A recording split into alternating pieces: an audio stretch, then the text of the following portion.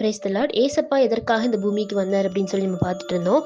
அதில் இன்னைக்கு நம்ம பார்க்க போகிறது, எல்லா மனுஷங்களுமே வந்து பாவம் செய்து தேவ மகிமையற்றவர்களாகி கெட்டு போயிட்டாங்க அப்படின்னு சொல்லி வேதம் சொல்லுது.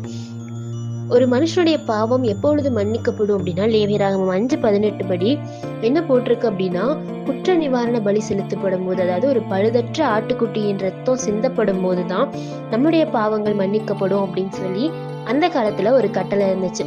ஸோ நம்ம எல்லா மனுஷனும் தப்பு பண்ணிட்டோம். நம்ம எல்லாருடைய பாவங்களையும் வந்து மன்னிக்கிறதுக்காக தான் இயேசு கிறிஸ்து ஒரு தேவாட்டுக்குட்டியா ஒரு பழுதற்றவரா வாழ்ந்து அவருடைய ரத்தத்தை வந்து நமக்காக சிந்தினாரு. யோவான் 1:29 சொல்லுது, இது உலகத்தின் பாவத்தை சுமந்து தீர்க்கிற தேவ ஆட்டுக்குட்டி. அப்ப இயேசு கிறிஸ்து நம்மளோட எல்லாத்துடைய பாவங்களையும், அந்த காலத்துல வாழ்ந்த மக்கள், இப்ப வாழ்ந்துட்டு இருக்காங்க, இனி வாழ போறவங்கன்னு சொல்லி எல்லாருடைய பாவங்களையும் கழுவுறதற்காக, அவங்கள பாவங்களை மன்னிக்கிறதுக்காக தான் அவரு ரத்தம் சிந்தி இருக்கிறாரு. அப்ப இயேசுப்பா ரத்தம் சிந்திட்டாரு. அப்ப எல்லாத்துடைய பாவங்களும் மன்னிக்கப்பட்டுருச்சு தானே. அப்ப எல்லாருமே பரலோகத்துக்கு தானே போவாங்க அப்படின்னு நீங்க நினைச்சீங்கன்னா, ஒரு குட்டி ஸ்டோரி சொல்றேன். ஒரு சோப் மேனுஃபேக்சரர் வந்து ஒரு சோப்பு தயாரிக்கிறாரு. அதை தயாரிச்சு ஒரு விளம்பரத்தை கொடுக்குறாரு. இந்த சோப்பை போட்டிங்கன்னா அவங்க அழுக்கு எல்லாமே வந்து போயிடும் அப்படின்னு சொல்லி.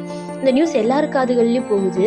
ஆனா இதை வாங்கி உபயோகப்படுத்துறவங்க மட்டும்தான் ஆகுறாங்க தவிர, இந்த நியூஸை கேட்டவங்க எல்லாருமே சுத்தமாகிறது கிடையாது. அதே மாதிரிதான் இயேசு கிறிஸ்து நம்மளுடைய பாவங்களுக்காக ரத்தம் சிந்தி இருக்கிறாரு. நம்மளுடைய பாவங்கள் மன்னிக்கப்பட்டுருச்சுன்னு செய்தி எல்லாருக்குமே தெரியும்.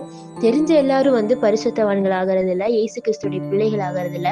அவரை ஏற்றுக்கொண்டு அவரை ஃபாலோ பண்ணி அவருடைய பிள்ளைகளா மாறி அவரை தங்களுடைய உள்ளத்துல வரவேற்கிறாங்களோ அவங்களுக்கு தான் வந்து பாவ மன்னிப்பு நிச்சயம் வந்து கிடைக்கும். ஸோ நம்ம வந்து இயேசு கிறிஸ்து வந்து நமக்காக தான் ரத்தம் சிந்தினாரு. நம்மளுடைய பாவங்களுக்காக தான் வந்து அவர் வந்து ரத்தம் சிந்தி இருக்கிறாரு. அவரோட ரத்தத்தை நம்ம நம்பணும் அப்படின்னா நம்மளுடைய பாவங்கள் மன்னிக்கப்படும் அப்படின்னு சொல்லி விசுவாசிச்சு அவரை பின்பற்றும் போதுதான் நம்மளுடைய பாவங்கள் கழுவப்படுமே தவிர, இந்த நியூஸ் தெரியறதுனாலயோ வந்து நம்மளுடைய பாவங்கள் வந்து கழுவப்பட போறது கிடையாது. ஸோ ஏசப்பா எதற்காக இந்த பூமிக்கு வந்தாருன்னா, நம்மளுடைய பாவங்களை மன்னிக்கிறதுக்காக அவர் குற்றமில்லாதவரா வாழ்ந்து அவருடைய குற்றமில்லாத ரத்தத்தை நமக்காக சிந்திருக்கிறாரு. ஸோ நம்ம செய்ய வேண்டிய வேலை என்னன்னா, அவரை வந்து நம்ம போய் அவரை தேடி அவருடைய பிள்ளைகளா மாறி அவரை விசுவாசிக்கும் பொழுது நம்மளும் வந்து பாவம் இல்லாத ஒரு பிள்ளைகளா வாழ்ந்து பரலோகத்துக்கு போக முடியும். இதுக்காக தான் இயேசு கிறிஸ்து வந்தார் அப்படிங்கிற செய்தியும் மற்றவர்களுக்காக நம்ம வந்து பகிர முடியும். தேங்க்யூ.